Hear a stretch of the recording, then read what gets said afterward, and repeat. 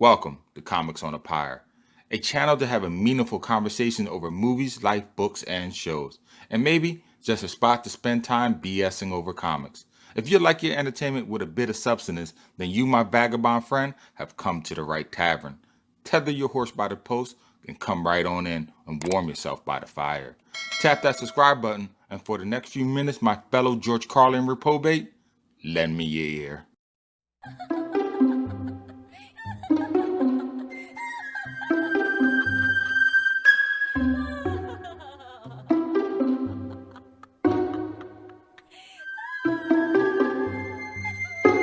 Batman, Harley Quinn, is a must-have one-shot comic for any die-hard Harley Quinn fan, as it is an important canon storyline on the beginning period of Quinzel's life.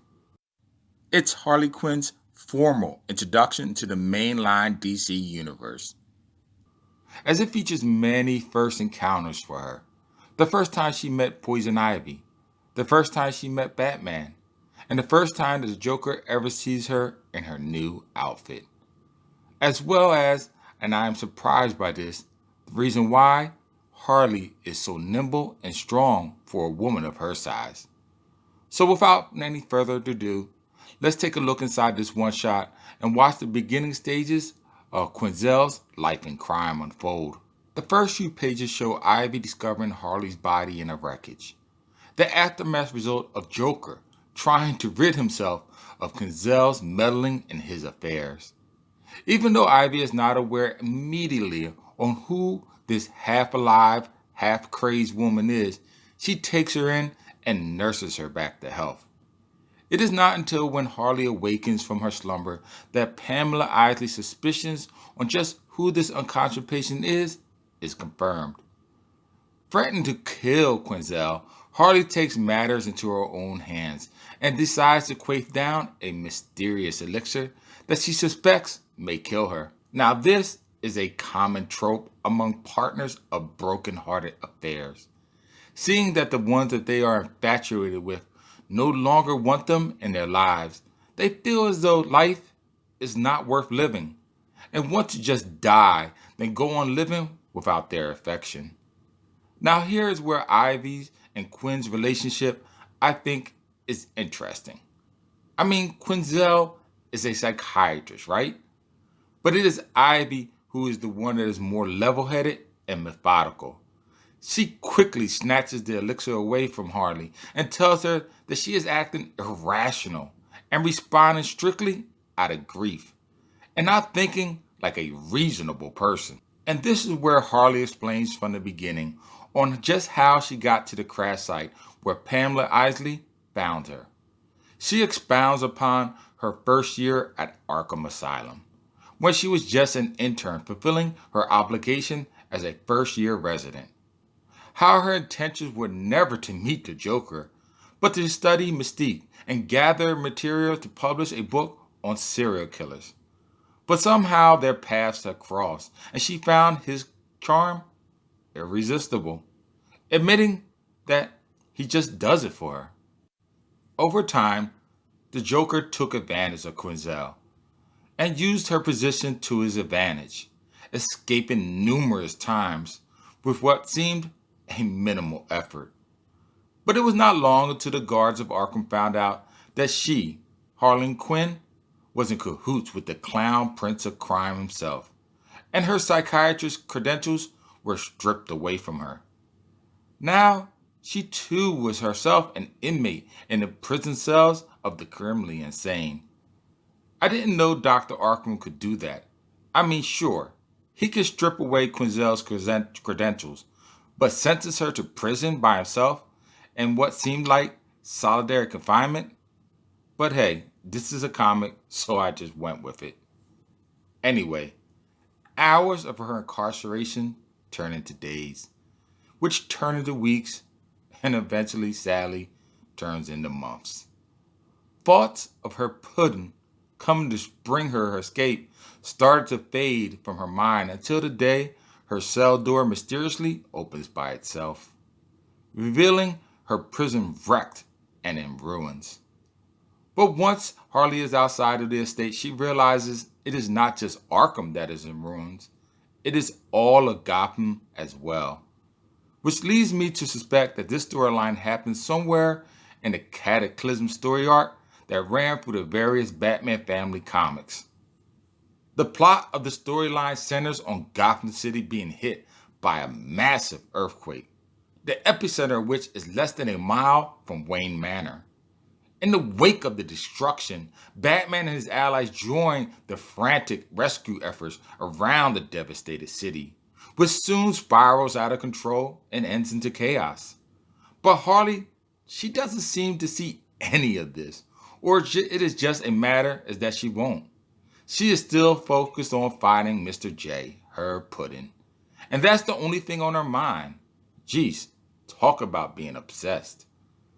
Depressed and feeling heartbroken over the proposition that her lover may be dead.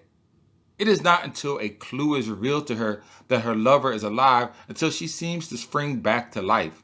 And it took her to see the horrible grin of death to ignite the spark of life back into her. Now, reinvigorated, with the hope that her and her lover will be reunited, she dons the outfit that we all know her by today, the Zany Attire. Now, for those who do not know, Zany, Zany, or Zane, however you want to pronounce it, it's a character type of the Italian commedia dell'arte, a theater piece that was popular in Europe from the 16th to the 18th century. The character is easily identified by her checkered costume and is best known as an astute servant and trickster. His whole role is routinely paired commonly with the character of a clown. Hint, hint. In theater plays, he was portrayed as a valet, buffoon, clown, and knavish jack of all trades, all who possess common sense, intelligence, pride, and a love of practical jokes and intrigue.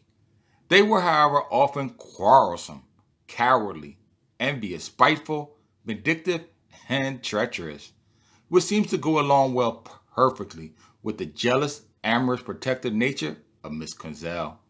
They were also known to be great acrobatics with wondrous skills.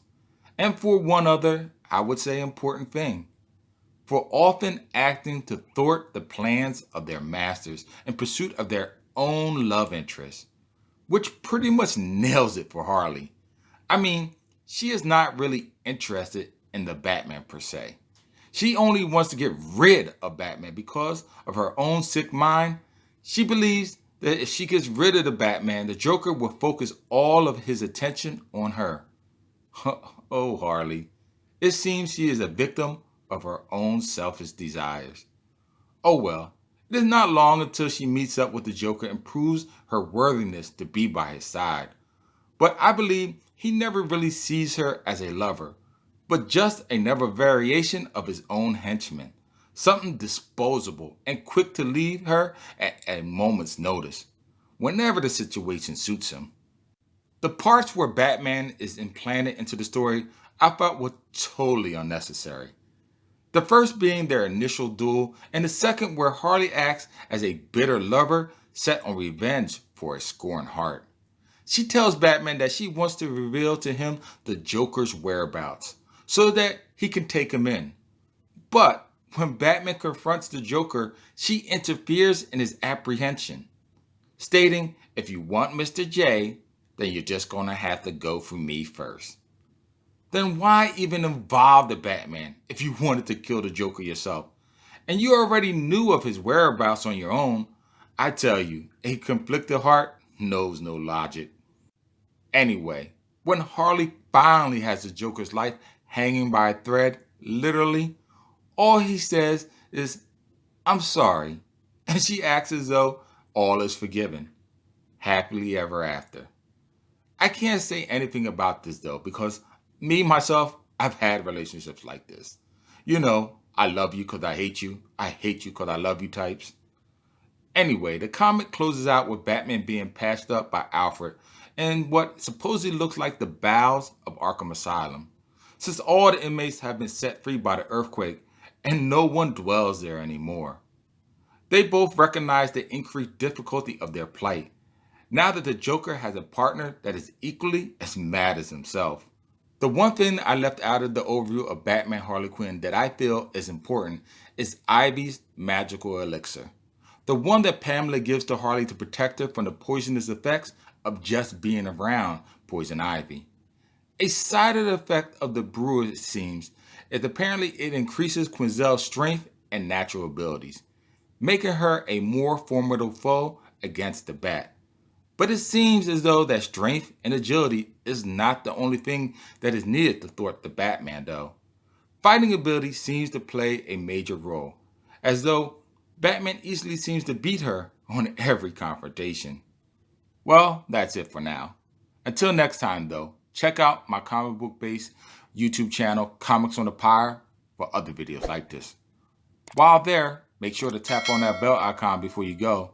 And until next time, as always, keep reading, my friends.